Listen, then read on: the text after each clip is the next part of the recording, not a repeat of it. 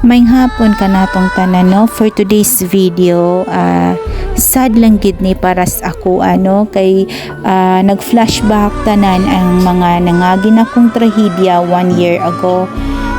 Tungod manggod ani is nakagasto ko og lagpas sa 500,000 para lang aning balaya, tapos mainding lang sa wala mi nahimo ani. So atong December naghatag pa jud mi sa mga trabahante og gamay pahalipay nila nya kay pasalamat kay kani nahimo ning balaya tungod nila pod sa ilahang tabang.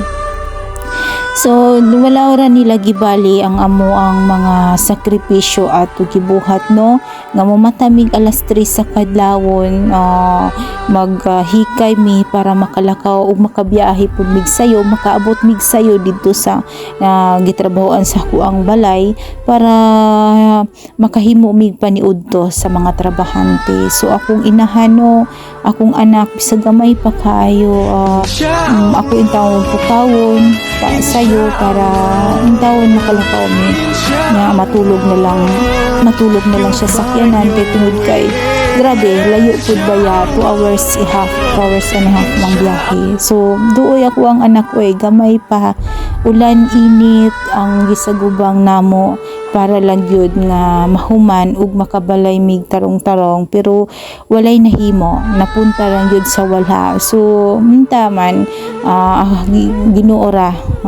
ginuora gyud mahimo ug mahibalo nila nga moray mo kuan og unsay ay angay sa ilaha kaysa amo grabe perting kalisod gyud ug lisod kaayo dawaton nako mismo nga ako ang igsuon maunay mohimo sa kuway nana mura bag ka nang na-scam ka sa imong kaugalingong igsuon. So lisod kaayo hunahunaon ug lisod gyud para sa kuwa, mas lalo na sa kuang bana lisod hunahunaon. So mao ni sad lang gid ni para sa